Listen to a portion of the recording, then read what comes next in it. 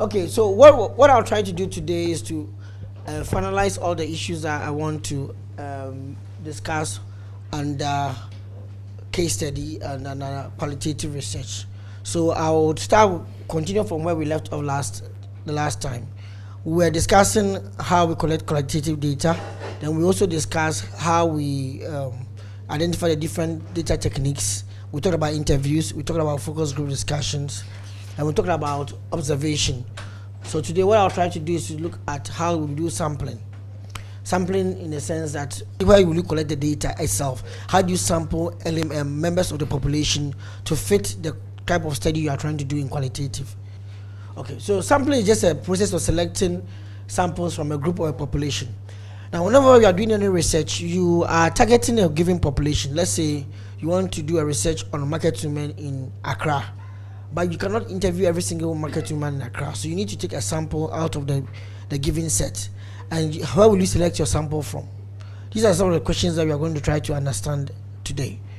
And sampling is a process of selecting samples from a group of population to become the foundation for estimating and predicting the outcome of the study over a given population. So when we try to study the sample, we try to understand the sample so that we can be able to say that this is what happens on generalized towards the population. But we have to be very careful. Quantitative studies, you try to do statistical sampling and statistical generalization. They pick a sample that is very representative of the given population and they try to generalize towards the population. Whilst qualitative studies try to do what we call theoretical or strategic sampling, what they try to do in a sense is they make sure that the sample fits the purpose of the study. So, and then it can help explain what the outcomes are, not necessarily over the given population. For example, if I'm trying to do a study on what students eat, a qualitative study can just try to establish that there are 3 types of food the students eat, but he will not try to find out what proportion of the students only eat tuzafi or only eat fried rice or only eat gari and beans. I hope you understand what I'm trying to say. But a quantitative study may go beyond just identifying the 4 to be able to tell you what proportion of the population are likely to be eating either of these foods. Good. Now, a sample is a subset of a given population. We make conclusions on a population by studying or investigating the particular sample that we select. A population is any complete group or set of entities that we want to explore, understand, or predict. These are the why we do research: exploration, and then we have got descriptive and also predictive and sometimes explanatory. So from a sample, we select a sample from our population and then we study the sample to be able to make an inference on the population. So to be able to do that, we usually have what we call the sampling frame. Let's take the University of Ghana as an example. University of Ghana has a number of students, almost about 30,000 students, from 36,000 students. Okay, that's quite a lot. Now, if I want to do a sample, I select a sample from it. I could actually select a sample from the business school. I hope you understand. But that will just give me just a list of students in the business school, or a sample that's made up of just the business school. But I want to make it representative. So my sampling frame becomes the list of all the elements or all the students in the University of Ghana by going to the Dean of Students to produce the list for me. Now, that list is what we call the working population, the population that is accessible to me. It's likely that there could be a student who is in the University of Ghana who may not be in that list because he has not paid the school fees. Or that particular semester, that student has deferred that semester, so that student is not in the list. But so the working population is what we call the accessible population. That makes up your sampling frame. Even if my population was a business school, the working population would be the list of students in a business school.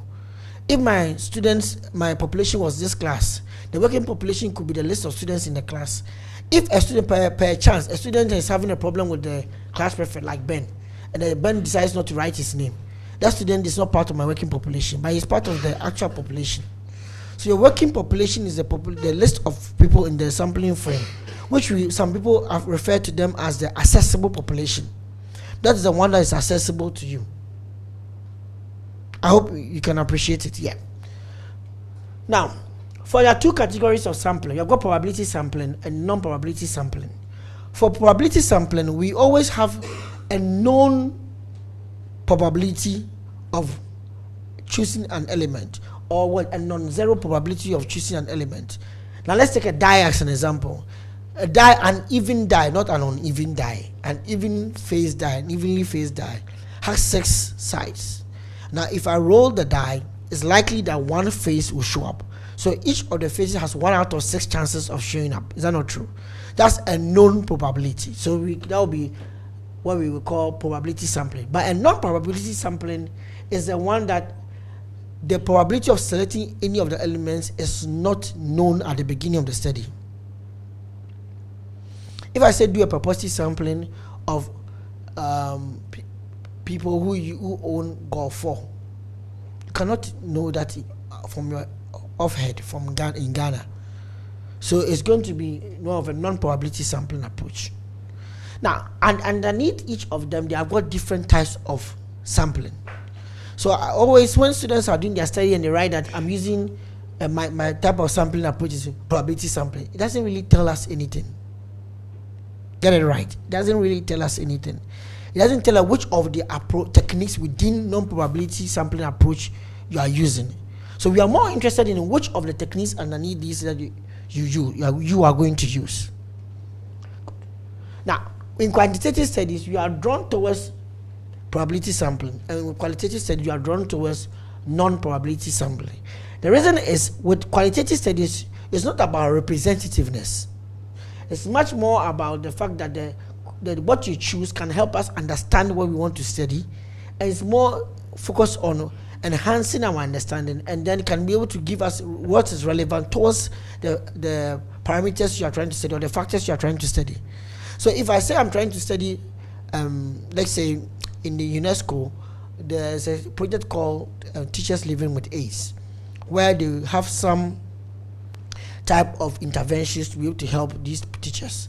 Now, to be able to sample them, then you should have an idea of what is going on. So it has to be purposive. You can't just say random, are you living with AIDS? Are you living with AIDS? It will not help you.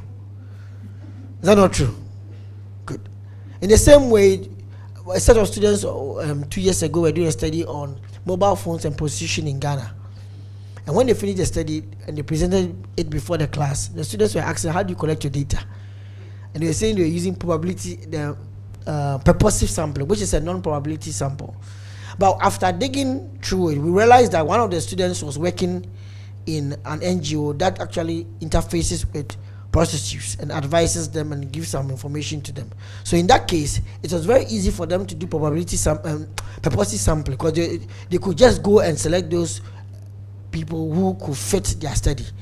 Now, one other student was asking whether they could have used a non-probability sampling approach, like random sampling, where you go to where. See, only the men are answering the questions. Where you go to where? It was a trick question. I see that I was just watching who answered the question. Where you go to the supposedly red light districts in Accra, and then go and start asking questions. Are you? Now, you know that could end up bringing trouble for you. Anyway, but if I was a person doing a study like that, I would just go through the same method the students did, or go to agencies like the hospitals that are fertility clinics, or you go to some of the projects that I have got interventions, social interventions for reproduction, for sexual behavior, especially like PPH, the Planned Parenthood Association of Ghana. These are some of the institutions that you could interface with or even interact with. They can give you some direction. Good. I'll come to your snowballing. So, is it because I was discussing for teaching? Everybody wants to ask a question. You said that non-probability is usually skewed to qualitative research, and then the probability is for quantity. I was just asking if you could, it's vice versa. As in, I'm conducting a quantitative study, but I'm using a positive sampling. It could be. I've seen people use quantitative study. I use purposive sampling, but you see, you are still selecting to fit a minimum number of elements to be able to make a generalization on the population. You are still not going to compromise on the number that will be sufficient to satisfy statistical analysis. The fact that you are doing purposely does not mean that you are still not going to do a minimum of 100, depending on the statistical methods you are going to use. You are still going to satisfy all the other requirements of what that will fit your study, your quantitative study. So the difficulty is whenever you choose your sampling approach, you have to start thinking about how you're going to analyze. They all go hand in hand, because some sampling approach, quantitative techniques require you to have a minimum of some number of elements in your sample before, not elements that are just interviewed, elements that you have actually received data from. You know that in quantitative studies, if I want 250, I may have to do maybe some percentage more. Some people argue that you have to do a minimum of 25% more, so that by plus or minus, you might be able to get around the figure of that you're looking for. So if I was doing 200, I may have to do about 225 or about 250, so that when I remove all the non-response questions, I can still get for each question, get it right, for each question on my questionnaire, I have a minimum of about 190 on it, so that I can satisfy my analysis. Sometimes you think you should have only 200 questionnaires, and I got 200 questionnaires back, all of them, almost 100% answered, but 100% returned. But doesn't mean 100% answered. You can have some 2 questions or 3 questions in which you have less than 50% answering, which is still affect. If it's critical to your analysis, it's going to affect the whole thing. Maybe if you're doing a pilot, that can even give an idea that question, either there's something wrong with the question, or drop the question. Okay. The issue of apart from the purposive sampling, come back to the prostitution HIV issue, and you said you could go to, let's say, Planned Parenthood or any fertility clinic. Do you consider data protection laws?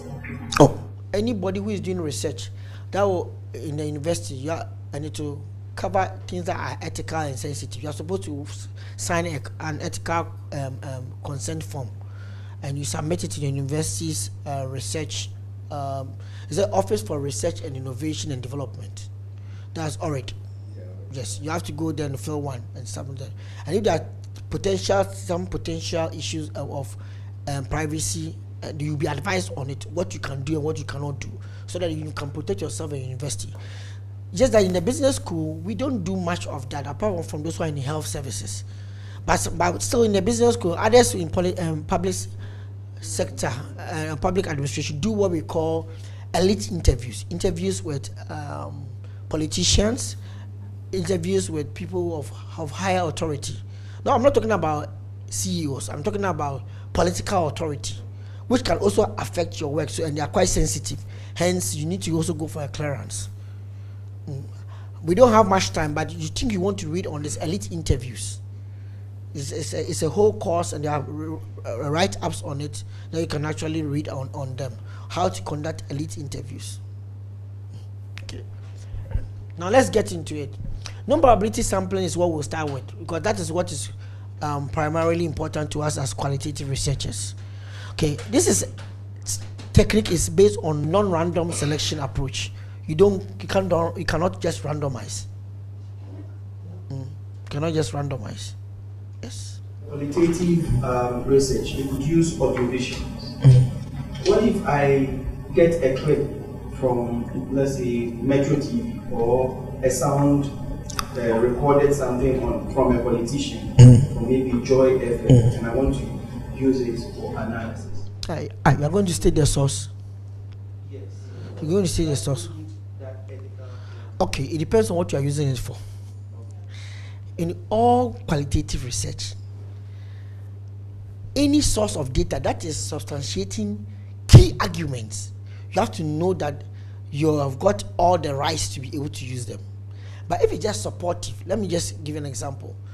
You are doing a study and you are studying the impact on branding on cars in Ghana, sales of cars in Ghana. And you happen to go and take refer to the fact that according to SEPS, there is a law or an act that states that cars that are more than 10 years old, which are important to the country, should attract some penalty. Now, supposing you don't have there is some revision to the law, but it may not be written, but it was in an interview on City FM, and you want to quote it from that, you can quote from that and just support it with that, with a transcript in your appendix. I hope you understand me. So it's just an add-on. But if you are saying that there was fraud, there is fraud in DVLA, and that is a categorical statement like that, and you heard it from somebody and he said that, and you want to use it for your arguments, I will advise you that go and get permission before you put it inside. I hope you understand. To what extent is, in fact, it all has to do with all referencing. I think if you watch the referencing video, I mentioned that it's whatever you are using to substantiate arguments, you have to know at what level or to what extent does it become the very basis of your argument. Argumentation, did Dr. Ifa teach you? Okay. So, but the issue of, for example, when you conduct an interview, the person says lots of things, and then later on tells you that for this one, please don't use it. Yeah. For example, the case of Miss Bell, he said he doesn't believe in Jesus Christ, he believes in God.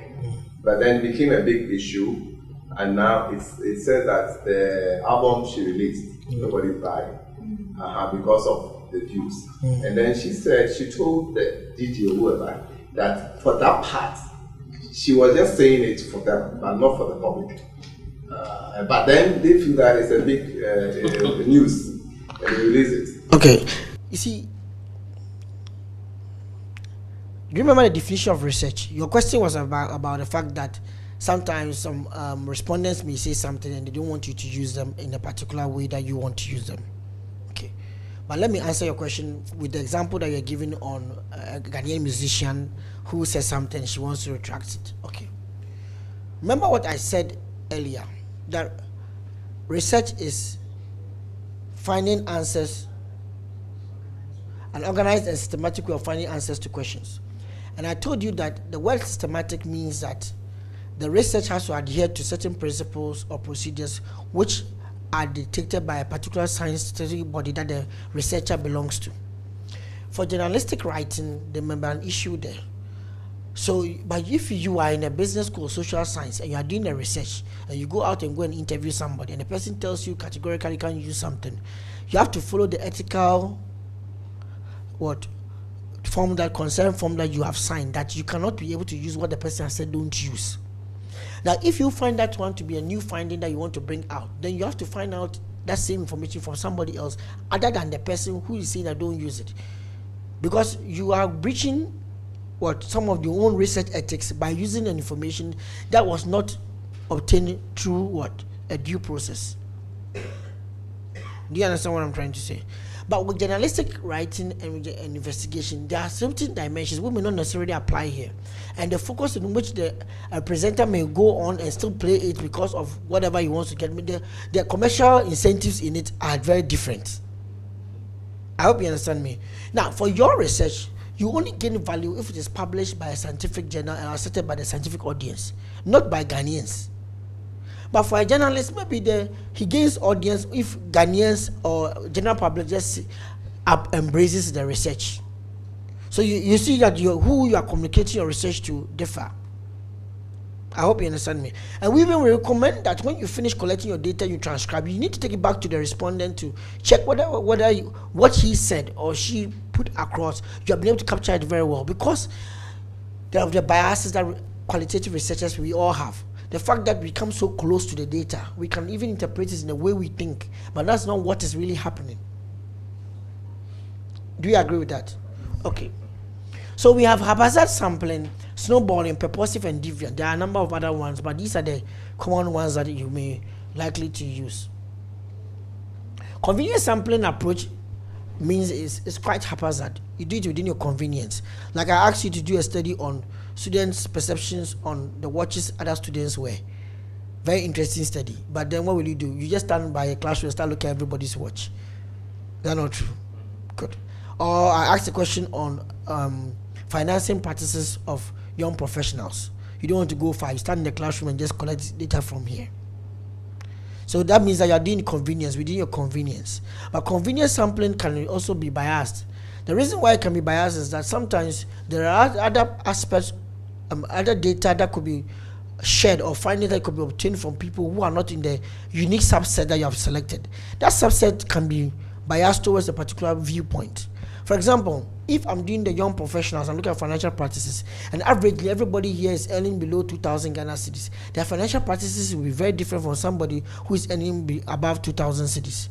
So if you don't take care, my study will be skewed towards those who are only earning below 2,000 cedis, which does not, there could be young professionals who are earning more than that. So it doesn't actually give me a holistic perspective of what I'm trying to collect data on. I hope you can appreciate it.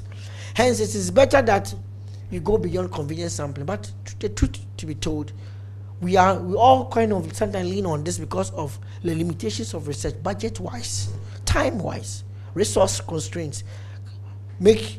Sometimes can actually tell you that you can't go far. So what can you do? You do convenience. So one interesting way you see convenience sampling is when the radio stations want to get perspectives of people concerning an economic issue, a political issue, a social issue. They just come out of the radio station, stand in front of the gates, and they start asking questions that, what do you think about this? What do your viewpoint about that? Now, can you just imagine if there's a demonstration going on? Everybody walking in front of the radio station may have one type of opinion towards the issue. Another way that people do is to have it as a questionnaire in the newspapers. But today, quite a number of people don't even read newspapers. Even if they read it, they don't buy it, they own it so that they can cut it. They read other friends' own or people's own in their offices. Or what they do is that they all check the news online. So the news, almost all the news in the newspapers is almost old. So they are not required by any particular reason. They are not informed by any particular reason to buy a newspaper. So when you put your questionnaire in the newspaper, that means that you are having only a few people who can buy it, or those who respond to it are skewed toward those who purchase and own it. You can't just get up and take somebody's newspaper and cut it into and cut a questionnaire out of it. I've seen it done at the library. People cut it. Okay. Now, purposive sampling is what we are all leaning towards. As an experienced individual selects a sample based on his or her judgment about some appropriate characteristics required for the sample. So you want to make sure that all those who are in your sample have this and they have that. For example, you are doing a study on SMEs, and you want to make sure that all those who are in it have more than 5 employees to qualify for the meaning of SME, because SME is the World Bank definition 5 and more, and then below 20. So you say between 5 to 20 employees. That may be what you want to say. Secondly, you may want to say that those who have been in operation, in business operation for not less than 48 months, because in Africa or in West Africa, the statistics says that SMEs usually don't stay beyond 42 months. So you want to say that at least you should have been in operation for at least 48 months. That could be one. Then you could also have another factor that could also be who are in SMEs who are into agroforestry business. So you have stated certain criteria, and that means that you have to go and select to fit those appropriate characteristics. So the study starts with you setting up some characteristics, and these characteristics can come from your research framework, or can come from some elements you want to try to study, or can even come from your research gaps. For example, if there's all the studies that have been done on extractive industries in Ghana have been on gold, you may want to do it on bauxite. So it means that from day one, you are looking at only bauxite companies. You don't want to go and interview. The reason why you interview a company which is into gold is to find out maybe you began with bauxite and you left it to gold, or you began with gold and left to bauxite. So you want to know why that person left. Or you want to get their perception, whether as a person who is mining in gold, one day will you move into bauxite. I hope you can appreciate that, because of the fact that we have selected that we want our study on extractive industry but bauxite, we want to make sure that all the firms that are in the study are dealing with bauxite extraction. Okay. Now, another thing is that most of these this type of sampling approach is used for cases that are sometimes very difficult to come by randomization. It's if you want to use random, you might not get anybody. So it's better you use a purposive sampling. So if I was doing a study on people who own Golf 4, the best thing for me to do is to purposively go to Body Techniques or a company that sells Volvo, or a garage that repairs Volvo, VW, and find out that those which of your members or your list of clients own a Golf 4. So very purposive from the beginning. Now, if you're able to find one, the next person can be what? Referred to you, and that takes us to snowballing. Snowballing is a multi-stage sampling approach in which the first person is either found by random sampling or by purposive sampling, but the next person is found by referrals. So the first person will be given to you either by randomization or by purposive sampling. The next person, then you go to the next person by referral. So they keep referring you, and when they refer you, you find the next person. But by the time you realize, it's just like the concept of a snowball. When you throw it and as it rolls, it grows bigger. But is it true? You went to Canada, or where did you go to? UK or US? Did you see snow? Or you saw it in a magazine?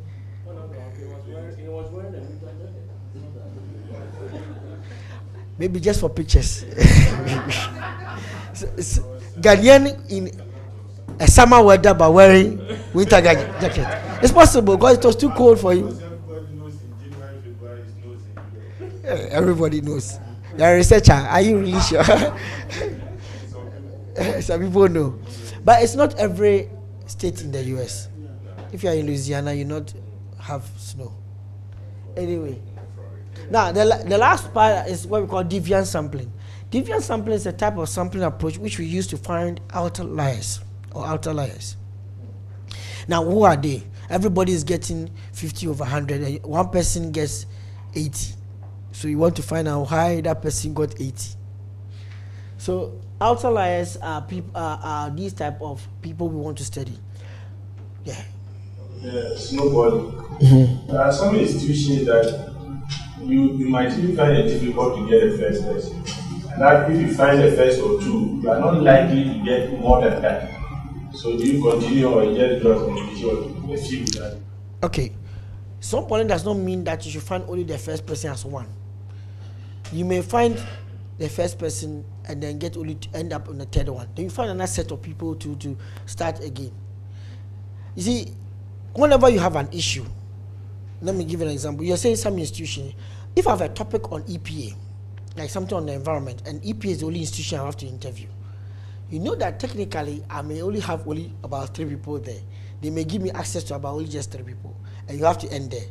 But you also have to sometimes think about the fact that the topic is your topic phrased in such a manner that it embraces other people who work with EPA.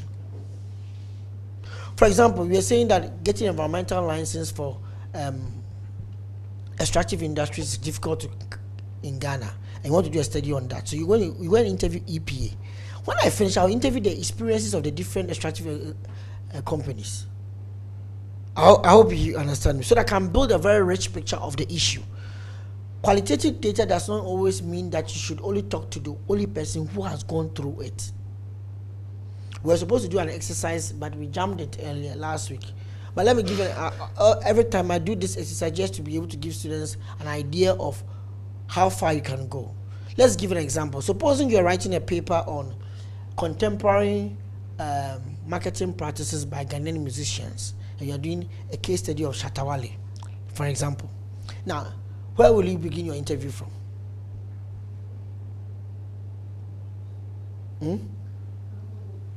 Who? You begin with, okay, let's say collecting qualitative data. So there are 4 forms of qualitative data. So let's start. With the interviews, we start with who? Shatta himself. Then who again? His management. Then who again? His fans. Okay. Then who again? Musica. Good. Then who is? You see, Musica is not internal; it's external. But that's good. Yes. Those who sell the CDs. Okay. The DJs. Good. And then the journalists. Yes. There's one more that they are quite about 2. They're pastors.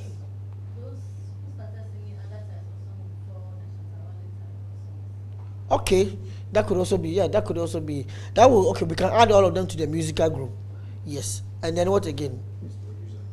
Oh, yeah, that's his management. Yeah.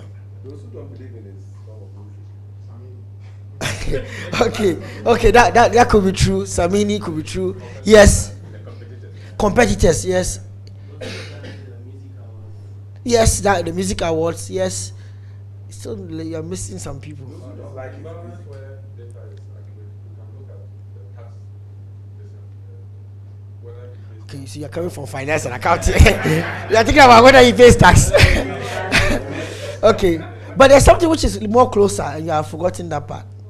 His wife, good, and then who again? The father. He talks much more about his father, so his father too is part of it. Okay, now we finish. What about his old school? Yes. Where he attended school, his educational background, where he grew up, Nima and other towns that he has grown up in. These are people who can give you real data about them. So we are finished with interviews. Let's take another one. Audiovisual. Where will you get information? Radio stations about what? What are you looking for from there? So what are you looking for from there? What audiovisual information do you want? No, radio and TV is the source. It's not the actual data. Before you go there, I said something, but it looks like you didn't. Let me finish this one first. Okay. His clips, the video clips. Good.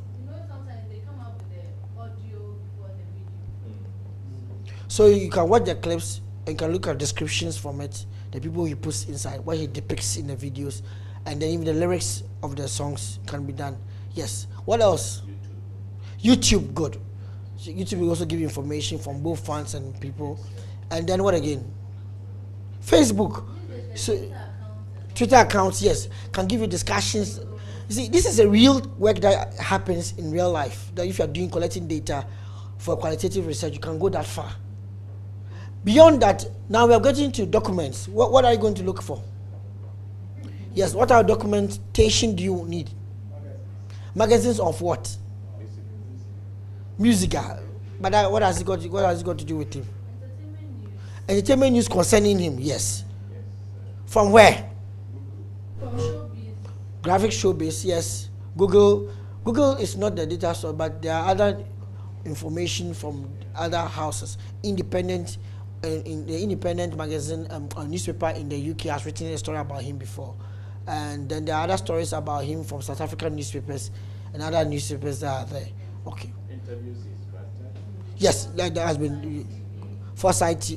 No, they were looking at documentation. Okay.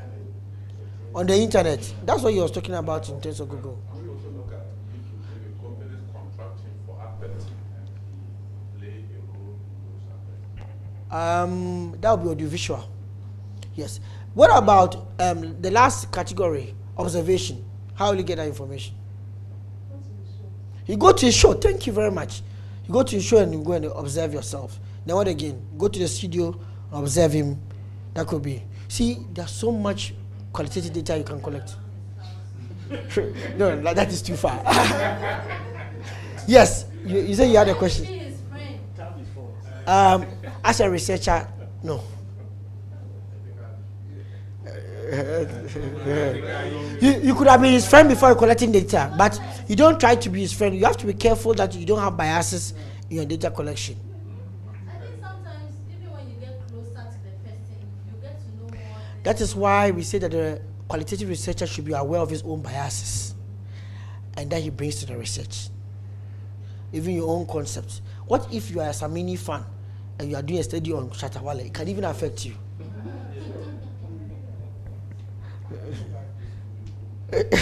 Yes, your question. Yeah, I was saying that, for example, all the different methods, you could see that if you don't take the biases may be reinforced, and then you have what I call the bandwagon effect. But if you also adapt the deviant sampling, then you go to people who don't like his music at all. You go and interview, let's say, the preachers, people who feel that he's not showing good character. Now, you can use that if only, one, your research topic is about why he is not loved or accepted. 2, if you want to build a holistic picture about him, those for and those who are against, then that one you can use it. But you see, in every study, it doesn't mean that you end up using only one sampling approach. There will be one which is predominant, and the other ones which can help you to get other information. But you see, if my topic is why something is not like that, then I'm going to go straight to maybe particularly looking at the deviance sampling. But you see, deviance sampling is chosen when you expect a particular way of or a particular set of sample elements in a sample to act in this way, and they don't do that. So you want to know why that person didn't do that, and that is what leads up to the deviance sampling. So you try to identify all the elements who, even though they were being paid 100 Ghana, have been able to buy a BMW. You see, there may be very few, but what is special about them that whilst we are all in the same office, you were able to buy a BMW? That's if you are doing public sector corruption, something like that. So now let me ask a question. Now what comes into contention is the definition of buy. See, you are saying inheritance and all that. Is it absorbed in the definition of buy? If the definition of buy is carry money and go and pay, or carry checkbook and go and pay, then that means that it differentiates from what you were saying. Inheritance doesn't come in. Somebody can give the check to Okay. Okay. Then the source of the buy then becomes another issue. See, now you're thinking like qualitative researchers. You're trying to tell me that for every issue there could be multiple perspectives, and that's what we have been trying to emphasize here: multiple perspectives of the same issue. Okay.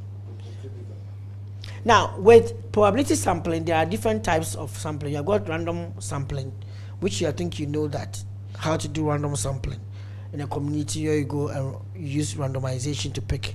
But sometimes it's very difficult, especially if you have got a set of elements in a population that are numbered. To be able to get to be able to use randomization or random sampling, then you have to use a random number table. It's a table that you can even Google and get it. It actually arranges numbers in a random manner, so that each element can be selected based on what you are selecting from. So if you are selecting from horizontally, you can just choose, you have 97, 1, 5, 82. Then you go and select based on how it is arranged on the random number table. However, that means that your elements should have been randomized and numbered like that. Then you can choose from the random number table. Then with the systematic sampling, you are choosing the nth number, the nth person. So, and I think in many primary schools it used to happen. They want people to sweep the classroom today. Say you should all sit down. They say 1, 2, 3, 1, 2, 3. So all three stay behind. You are the ones who are sweeping today. So some people are very strategic. They make sure that they are never 3. So if the lecturer or teacher changes it to all 2s the next time, then you may be. But if you don't take care, every time you may be caught up in the. We just used it here. Sorry? We just used it in this class. Really? Yeah, to select the rules for the project you gave us. Oh, okay. All 3s and all 2s. So Okay. 1, 2, 1. Okay. Then you also have stratified sampling. Now, stratified sampling means that you have got the people divided into stratas, and then you can be able to select from a given strata. Let me give an example. Supposing there are 20,000 students in University of Ghana, and you want to select 200, but then you hear from the Dean of Students that 10% of the 20,000 students are foreign students.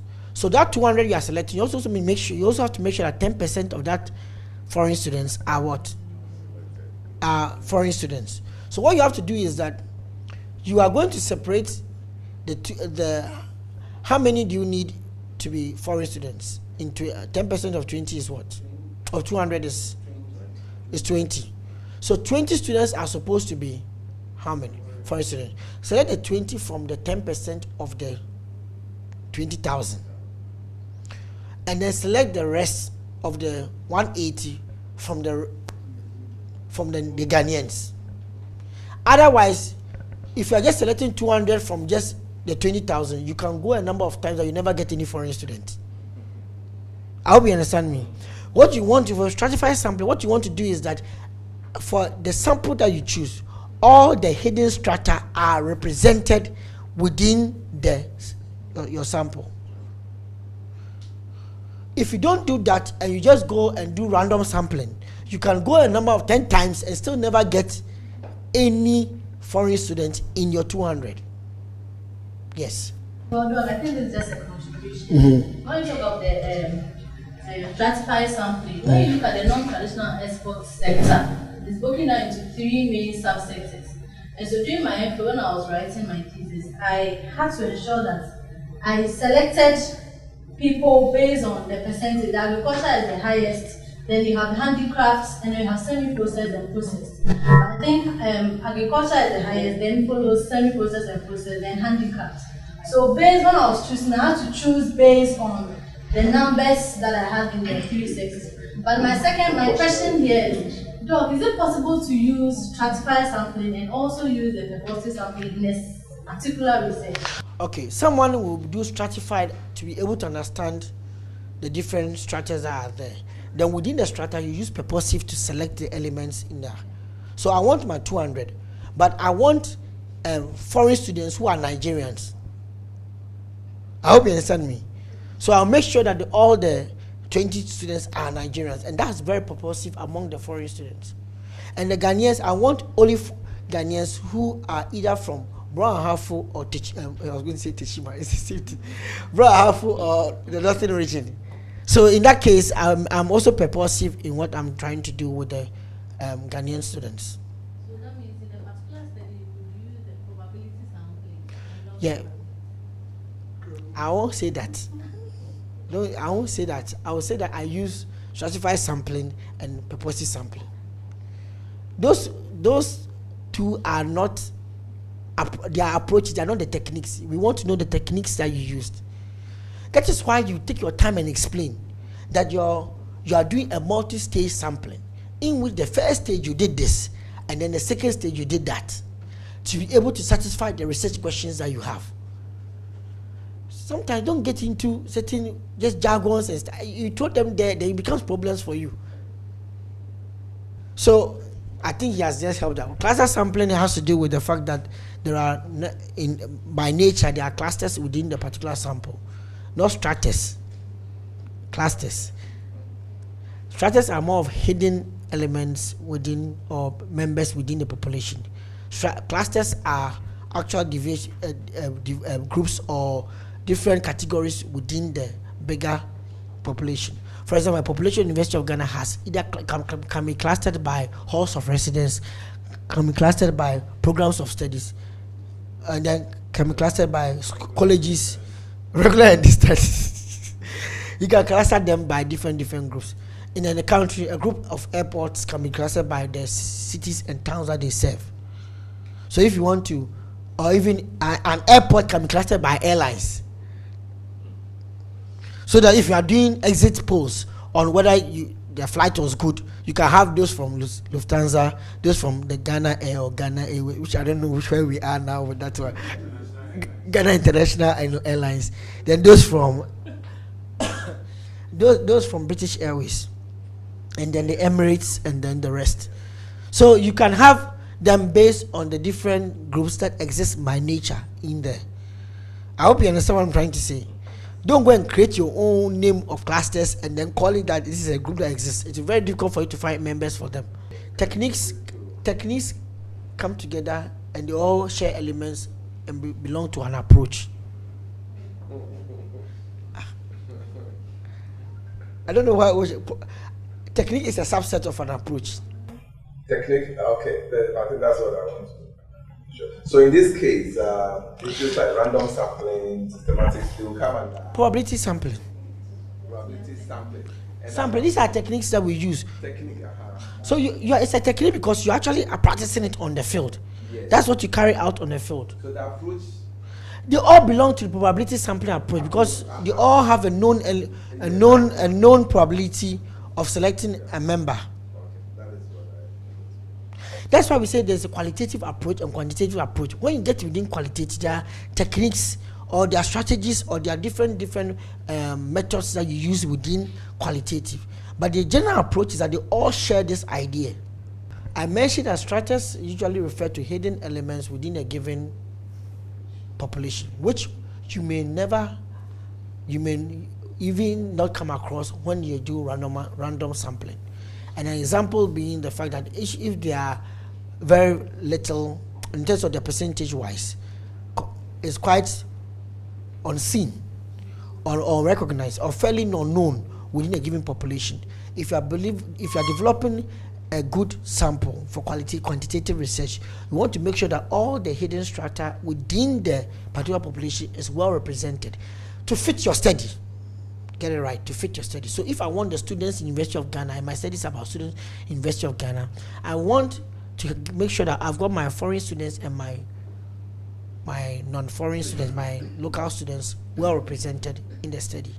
And for it to become representative of the sample of the population, if there's 20% of that hidden strata, I'll make sure that that 20% is in the population, that in the sample that I choose. That is the cluster. No, that's stratified. Yes, but clusters have got clusters which are already existing. Now I was saying that University of Ghana has clusters like by program of study, by halls, or by what? By faculties. Yeah. Can you, is it possible? So in that, if I was doing a sampling, I could sample if I need 200 students, and they tell me that, let's say by program of study, this study is 200, there's let's say marketing is, let's use this class, like marketing is about 44 students, accounting is about 30 students, and this and that, and keep on. I can sample. If I select any 5 and I add up and get to my 200, I've finished. Do you understand what I'm trying to say? There's cluster. So if I want 200 students out of the class, I'll just sample the different clusters until I get what? My 200. So I choose this, I choose this, I choose it. So if I do random sampling and I choose this one, I choose this one, I keep on adding, I get my 200, I stop. So that's depending on which clusters you are using. So you still use cluster sampling, and the clusters, these are the clusters that exist, about 30 clusters there. But the 30 clusters add up to 1,000 students, and I need only 200. I need only 4 clusters. But there can be only one cluster, that's all the 200. That would be a bias, so I will not want to use that. I hope you understand me. You have to know why you're using cluster sampling. It's not just very interesting and for you to just hear it, but most of you are not going to use cluster sampling, but you have to know why you are using which of the sampling approaches. So if you take, for instance, you are carrying a study of plants. Yes. And that's a classification of the various levels of plants. So you have to pick each of the classes. So that you're not picking just the big bags and leaving out. When you do that amounts to stratification. No, it's not. I have to be very careful, because sometimes your research question is what will tell. It's not necessarily just that the nature of the industry or the nature of the population. I remember I was telling you that stratified sampling. If I'm doing a study on a given population and the foreign students are this, if my question is not necessarily about foreign students, my strata could be something different. That's why I said be very careful of how you are answering it. If I was doing a study on, let's say, students living with Ebola, I may be more concerned on where you came from into here, to make sure that I get people who came from Guinea, people who came from, so like recently when they traveled, to make sure all those hidden, because if I just take the students, I may get only Ghanaian students. So I want to make sure that all the students who flew into into campus, let's say after vacation, there could have been Ghanaian students who went out and they are coming back in. So I have to make sure that almost all of them are well represented in the sample. In that case, I'm not concerned about foreign and then local students. I'm more concerned about those who could be hidden, which I may not capture. That's why I'm saying that study your sample, your population very well before you come up with what are the stratas inside the population, and reference to your research questions that you are asking. Because some things may not be relevant strata for you if it doesn't meet the criteria of the studies that you are trying to do. So that's why I'm saying that if please, it will depend more on your question than me just saying that this will represent that.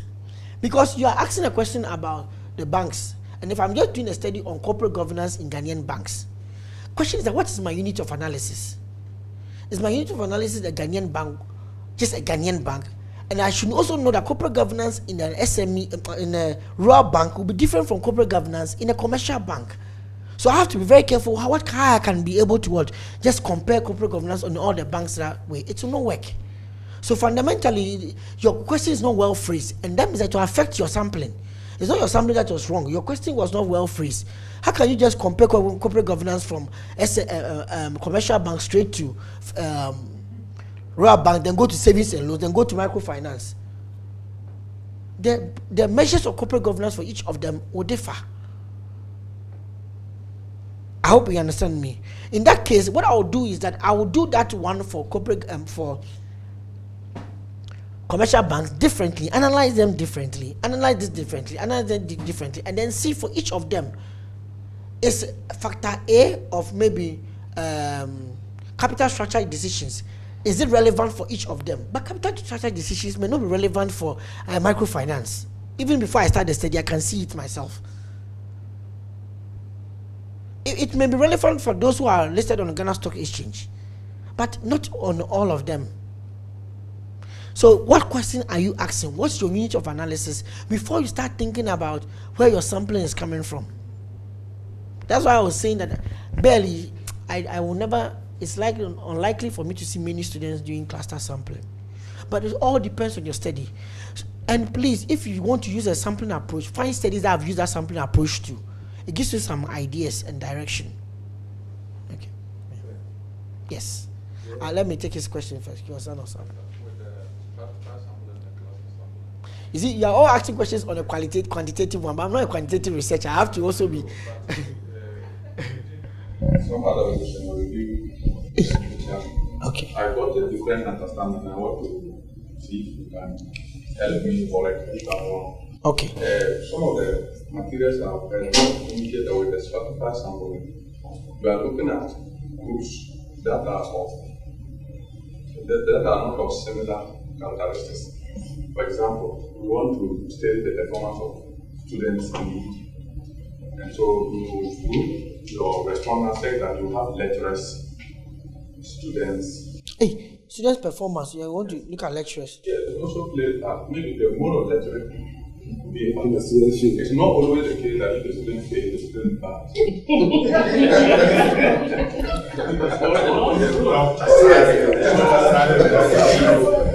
You have to bring into all the stakeholders, and these stakeholders are not of the same characteristics. Lecturers are a different group from students, and all other stakeholders that play a role, so you can stratify them in that manner. But that of the cluster system, they have similar characteristics. For instance, you want to interview students, as you said, and you group them according to course or program of study. You see that whatever be the case, the underlying fact that they are all students. They are now clustered in different sections. But the stratified one, you have some of the players that are not of similar. Okay.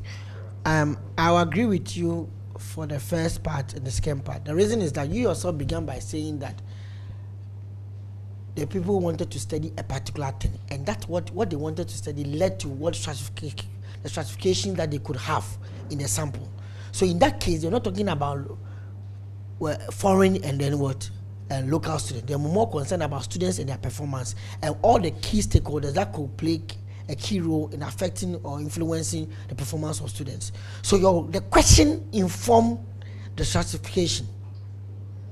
And that is what I was saying, that the question will inform the strategies that you find. But with the clusters will always have similar characteristics. I understand you. Because I said by a program of study, so you see that all of them are in physics, all of them are in science, all of them are in this. Halls of residence, same characteristics.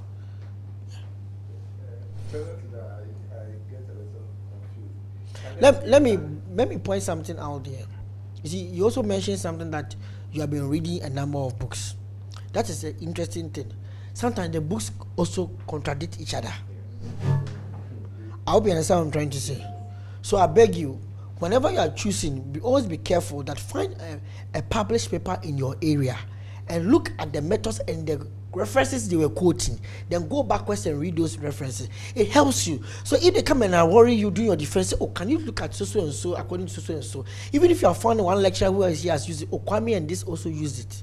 They can also always have a defense coming from with methods. I always say that with methods, always find some studies that have used those methodologies so that you can be able to defend yourself. Because somebody may be saying it's not good out of ignorance, not because you are wrong. I'm telling you, as you are starting your PhD, everything that you are using, make sure that you know the stone you are standing on. I think you better understand that one. So can it be a case where you can have strategies in clusters?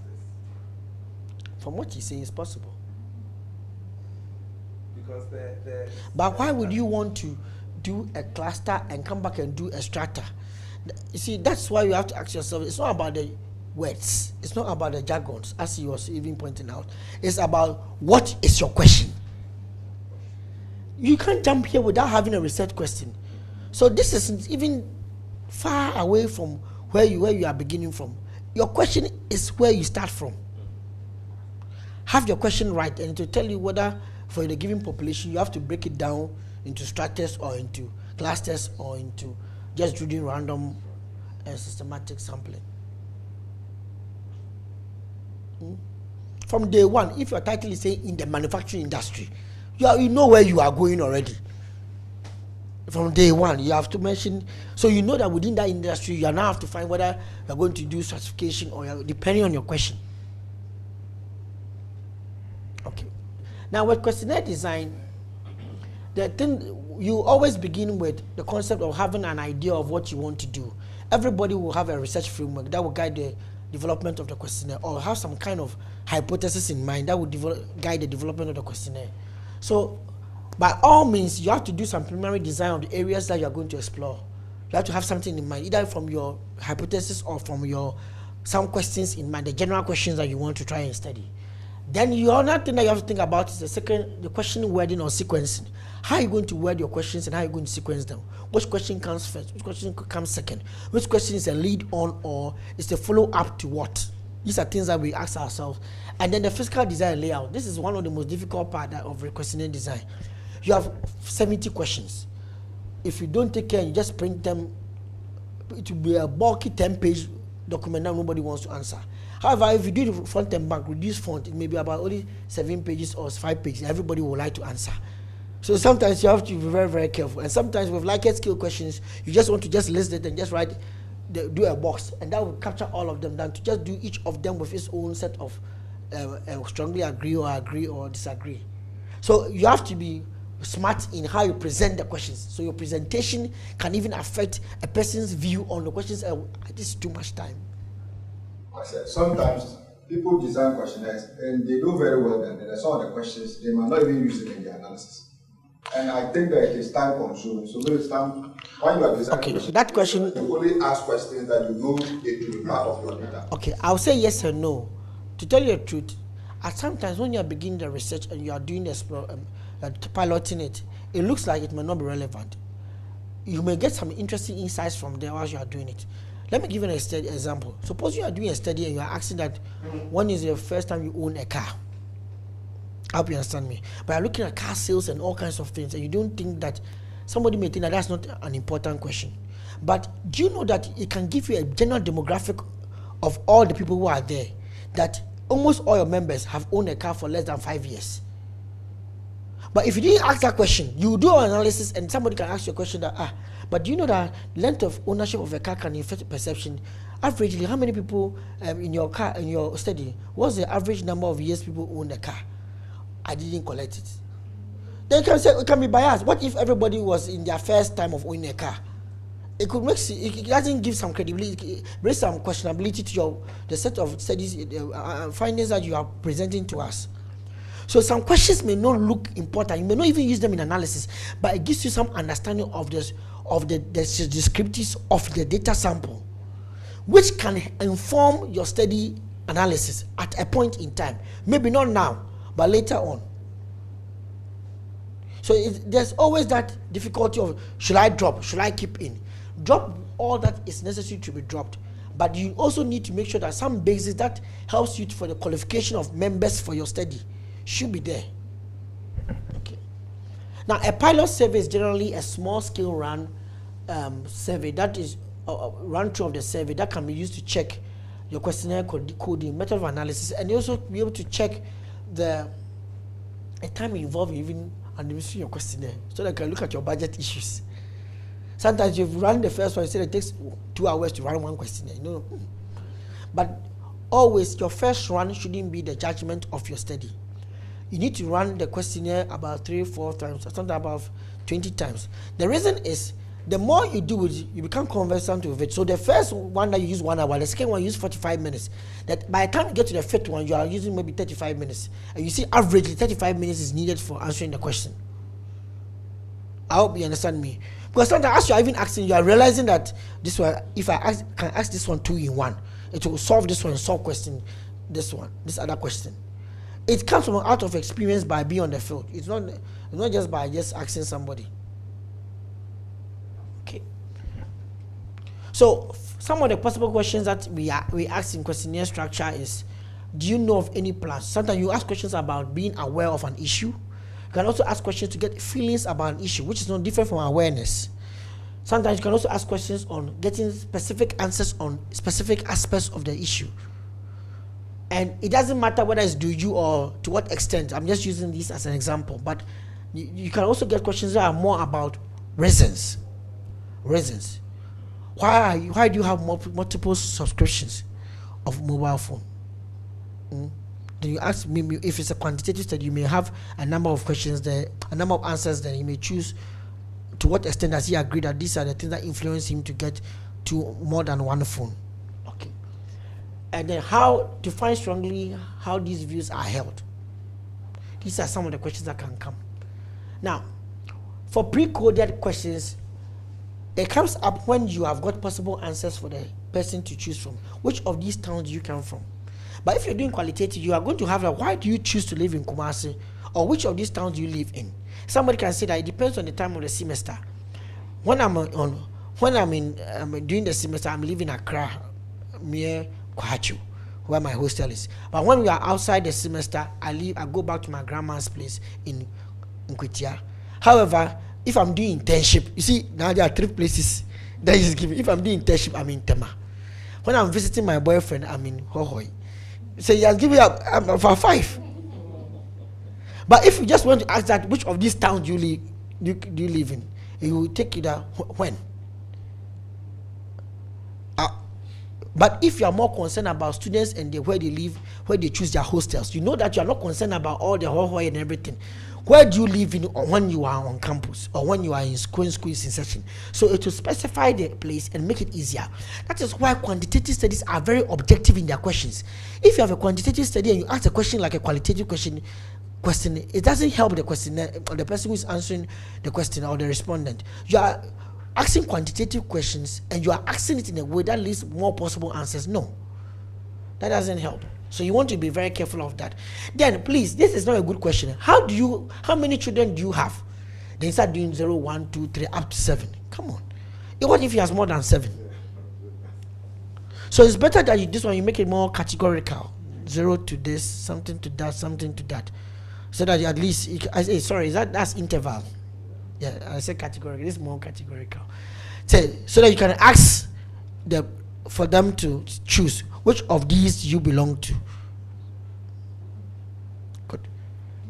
Now, how do you biases in wording of your questions? Do you use self-serving declarations because they are easy to use and clean? Now, this is a double-barrel question. What is easy to use is not easy to clean, and what is easy to clean is not easy to use. I hope you see that. What is easy to use is not easy to clean, and what is easy to clean is not easy to use. But we do that a lot. We put 2 questions in one. Okay, questions that contain difficult or unfamiliar words. Where do you usually shop? This is a qualitative question, me answered in a quantitative way. What do you mean usually? It depends on the time of the year. I know a lady who buys her Christmas provisions from UK. They put it in chop box and bring it. Physical, the chop box that we used to take to school. I say he doesn't eat provisions from Ghana. So we're barrel. Okay. Then look at this one. Question that starts with whether I am meant to soften hardness or directness. I hope you do not mind me asking, but are you a virgin? And these are issues that happen on the field a lot. Now, if you have questions that are going to be sensitive, you don't ask them in the questionnaire like this. You tell the person before you start starting the whole study, there are certain questions will center on sexuality. Will you want me to ask you or not? So that you know that you avoid that area. Now, if you don't take care, this person now gets confused. Should he say no or should he say yes? If he says, I don't want to answer, it also has implications. So if you I don't want to ask implications. But you know, as a researcher, if you are qualitative, you are not supposed to delve in too much, or your biases can happen. But if you are quantitative, you just take your yes and no and go away. But you see, the problem here is that if the person feels uncomfortable, it affects the rest of the questionnaire. He will answer them oral. So you want to be very, very careful when you're asking questions like that. The questions will contain conditional or hypothetical clauses. How do you think your life would change if you had 9 children? How many people have even thought about this in life? For them to try to put them into that state. And we do that a lot. We try to put people into a state that what will happen if you had 1 million cedis. Come on. No, these are very issues that we face on the field. We are asking questions as if the person is in that state already. He is not in that state, so don't ask such a question. So what you mean is that we should not be asking useless questions. Now, how do you define a question to be useless? For all you know, you could have asked the same question about in another way. For example, if I'm doing a study and somebody's asking me about polygamy and about childbirth and about sexual behavior in a community where we know that community, everybody minimum is 7. Asking a question that, what do you think your life will change if you had 9 children? It might not be, but the minimum is 7 in the community. From the statistics that you had from the healthcare centers there before you went to ask them. But if in a community that they are saying that even 1 is an issue, why would you want to go and ask this question about? So your question should be reflected to what you are doing, and then your population, that context you are asking the questions from. If you don't take care, and the culture, thank you. If you don't take care, you go to some community, ask some question, you never come back. Because you are not sensitive to the issues in the community. Okay. Now look at this. This is also what a lot of finance and accounting students do. If you take your weekly income after tax, and when you have made other allowances for all regular bills, how much have you left to spend? You want the respondent to turn into a calculator and be calculating these things in front of you. There's one question I met in another study. What is your proportion of do you do one job? If you don't do one job, what is the proportion of sales that come from job A and then job B and the other jobs? So the person should sit there and say, okay, job A gives me 10% of my income. Job B gives me 20%. I'll say, why don't you just ask that? How much do you earn from A in terms of income, and then B and C? When you go home, you can add it and get a calculated value and get it as the sum, then calculate your portions. Because even the percentage, even translating percentage in other languages is a difficult. Like in you say, 100, you by the time you finish, you may even you confuse the person with your bad Ghanaian language. Because you couldn't translate it well. Now the question is not even well asked. So please be very, very careful when you are having the language barriers in your questions. So how do you structure a questionnaire, especially for qualitative? Qualitative questionnaires always start from what we call field notes. Field notes is necessary when you get to the field, what you saw, what was happening, the time, the weather. Some of the things may not be important at that time, but when you go home and do analysis, it can help you a lot. Now, the weather is important, especially if you are doing market women, farmers, because the time of the day when they answer the question. And if you are doing religious questions and you interviewing people on Friday, maybe Muslims are going to pray, and you are going at 1 o'clock, you appear there at 12:30. It doesn't make sense. So you should know that they are in a hurry. So the answers they are giving to you may be skewed or may be given hurriedly. So some of the issues may not be as detailed as they wish they could have done. So please, the time of the day, the recorded time, the date, the description of the natural settings is important for qualitative research. Then in introduction of the research, aim at the interviewee. For those who are doing organizational studies, like you're talking about Casapreco, you may go and leave your questionnaire and go back again before you can start your questions. So it means that by the time you appear the next time, they would have read through your questions. Some of them would have even started filling it for you. So that's quite easy. Now, others could have also read through, but when you come, they want to go through every question with you and give you their view. So you have to also keep that in mind. Now, in that case, if you have already given the person an introductory letter, the person would have understood the letter, the study. But if you have not done it, you may have to introduce yourself. But please, sometimes introducing yourself from University of Ghana helps. Sometimes it doesn't help. So you have to be with smartness. I hope you understand what I'm trying to say. I went to a place we're doing collecting data. I said, oh, some people from University of Ghana came here last week. We gave them the answers. Go and ask them. They just shut us down just like that. It didn't lead to anything. How it's true, I didn't know. So I showed up and they said, oh, Legonfoni Beji, the same that's a kind of language. They see you as elite people. So you always come and disturb them, and we didn't see any outcome. And for all you know, they promised them something and you didn't really know about what they promised. And you see, they see Legon as one big place that we are all doing the same thing. So when you show up, they just brand you with the Legon title.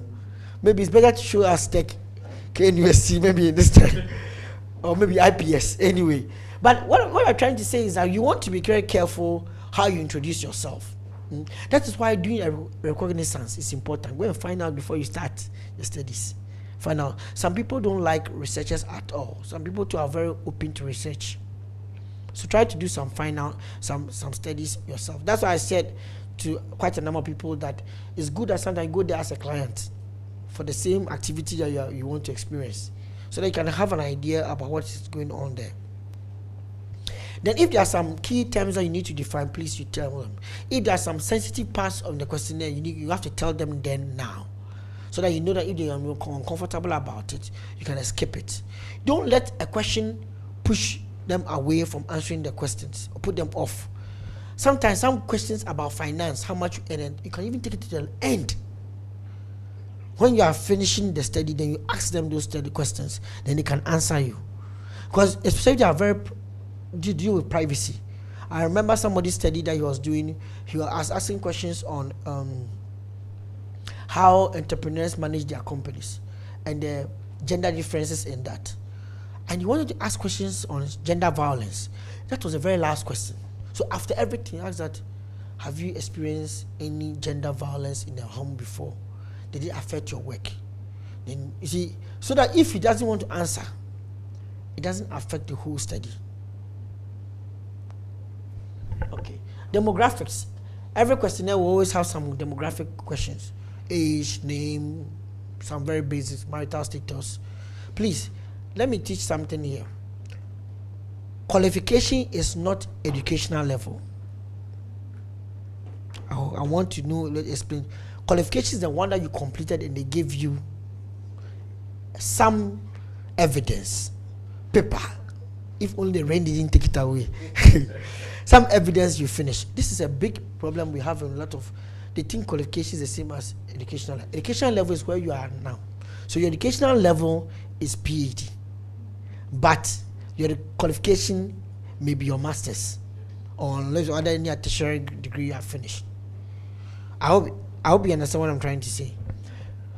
So we usually mix the two. You have to know why you are asking educational level. That's if you want to get the person's knowledge and intellect and how it informs what he's doing. But if you want to get skill which you bring to the work, then you want qualification. The skill that you bring to the work. That's why you can even ask whether you have a vocational qualification. Then vocational qualification does not mean that is less or higher than tertiary, because somebody can be in tertiary and still go for a vocational qualification. For example, you are talking to caterers and you can have a caterer who just came from JSS and did catering course and still a caterer. You can have a person who has finished PhD and he was also a caterer, but his highest qualification will be PhD, but for relevance for the job he needs catering. You can understand me. So please, those questions, if you're asking, sometimes think about your research questions and your target respondents first. Don't be just in a rush of just asking the question. In the same way, with marital status, we have got married, single, cohabiting. That is the one that we usually drop, cohabiting. And if you are doing studies with those who are in the bottom of the pyramid, there are a lot of cohabiting. So if you go and get to Wawari now, or Warren by Menineti, then you see it's cohabiting. Don't go and just choose that as married. It affects your analysis later. Because when you look at cohabiting, access to inheritance, access to certain rights at home or in the business can be skewed or can be different than somebody who is married. Decision-making rights can be different than somebody who is married. So cohabiting, then you have got what? Divorce, and then you said something again. Then they're separated too. Then they're separated. Before divorce, they're separated. They have not divorced, but they are separated. Then there's widow, and then so there's also single but not available.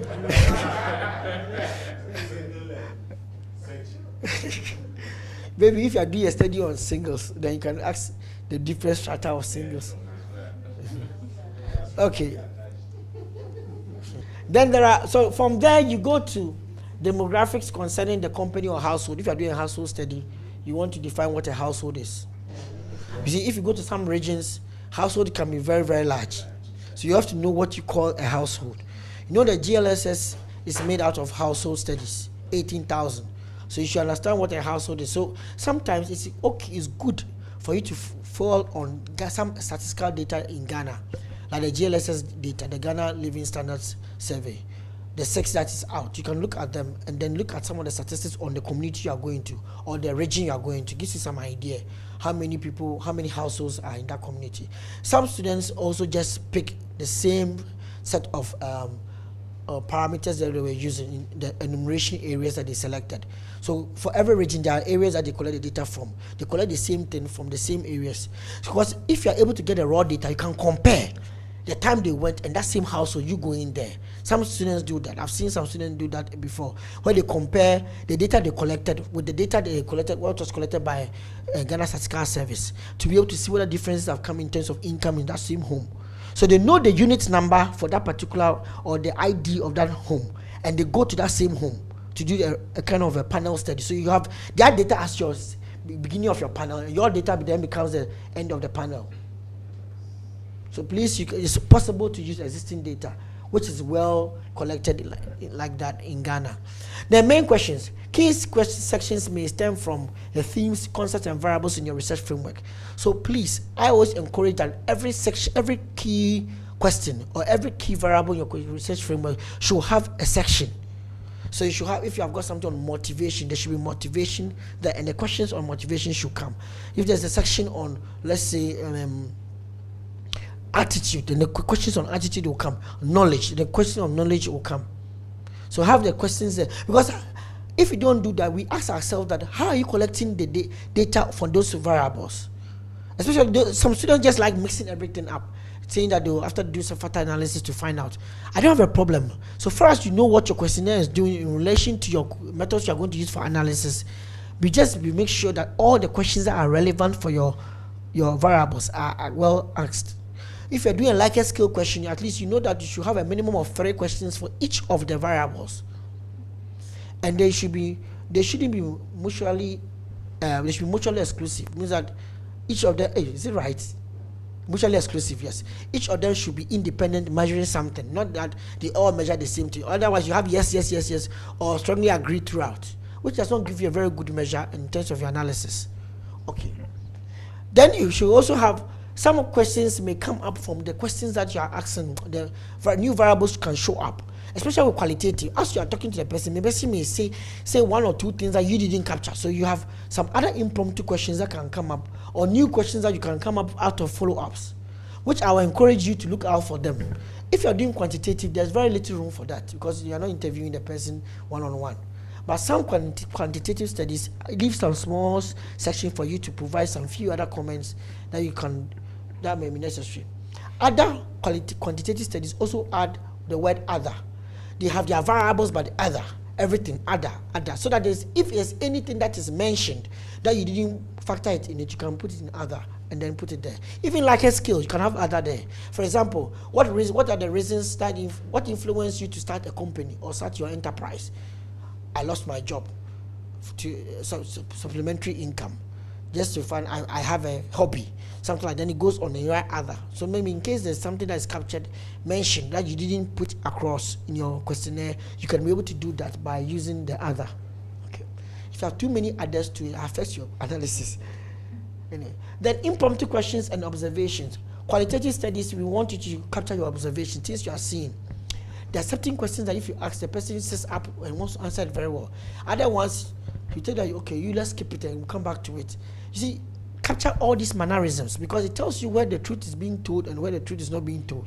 It also tells you where they are comfortable with and what they are not comfortable with. So please look out for those ones. Then in your conclusion, you are going to review your answers and future review. Please don't promise anything if your work is not going to do anything.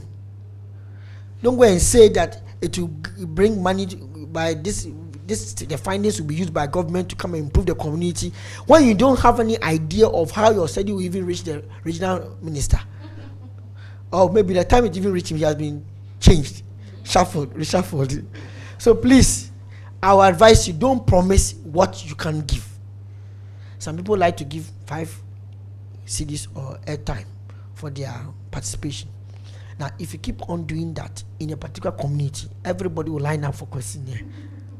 So you want to be very, very careful. Others buy lunch. That one, if you don't take care, it can also affect your studies. Just be wise and see. Sometimes it is better you finish everything before you give any incentive. And practically, there are some places that you have to enter to do the studies. You can't, because of time, you may have to do it with a research assistant. So you have to train your research assistant to understand the questionnaire just as you understand it. So that you are on the field with the research assistant and he is collecting data from A and you are doing B. Yes. So what if you ask a question and you know obviously the person is telling lies? What do you do? How do you know? An obvious case, maybe if you are doing the survey in that area, maybe supposed to be a high class area, and then you go to meet a caretaker. We are talking about maybe low consumption. Oh, you know this is a caretaker. Maybe he didn't agree that it's a caretaker. You ask me how many maybe things of no different and then he tells you it. There's something I needed to mention in the beginning of the questionnaire design. Anytime you are designing a questionnaire, this part, the first part, field notes, you should have something we call respondent and the characteristics of the respondent. Not just about age and things, but about who the respondent is in relation to the study. For example, in a study of enterprises, you can have the owner, but actively managing the company. You can have an owner not in active management. And you can also have a person who is a manager, but not an owner. And then you can also have a caretaker and not a manager or an owner. So you need to make sure that your respondent's characteristics are outlined. So if it's a quantitative study, it is better you have all the possibilities and you take the person. What person is it in position in relation to the enterprise you are asking the questions on? If it's a household, what the person is in relation to that household. Because it helps you to be able to know that in the real face value of the data you have, how many of this data is coming from real owners of the enterprise. That can even give you that people who are saying that they own the enterprise say that the key problem to constraint to expansion is finance. However, when you bring in those who are not owners but they are actively managing, they can say that the key problem they are finding to expansion is space. I hope you can understand what I'm trying to explain here. So the type of ownership and the persons in relation to the study can affect some of the responses. So it's important you capture it, both qualitative and quantitative. Sometimes it might not seem important now, it may not be looked as important as of now. But when you're doing analysis, then you start looking at seeing some findings look very funny, or they look at as if that it doesn't sound true. And that's happening. Yes, you go back to your own data and you ask yourself, why does it look like it's not conclusive? Like you have a data that somebody is saying that he consumed 8 bottles of milk. Go and check whether the person has a family size of this. See, that's simple checks for it. You just check the family size corresponding to the number of milk he's drinking a week. Now, how can somebody have 8 bottles a week and then say a family size of 2? Maybe you have cats and dogs in the house.